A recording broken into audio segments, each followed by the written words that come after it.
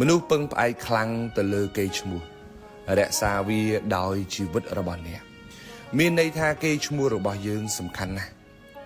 បើគ្មានយើងត្រូវតែកសាង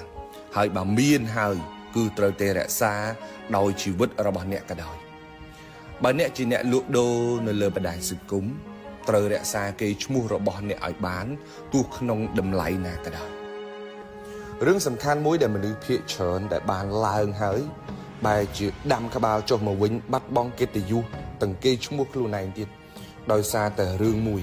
គឺភ្លេចកំណើតដើមយើងមានកេរ្តិ៍ឈ្មោះមកតថ្ងៃហ្នឹង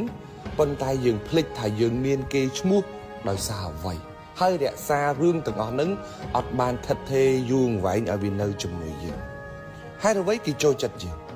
ហេតុអីបានជាគេគាំទ្រយើង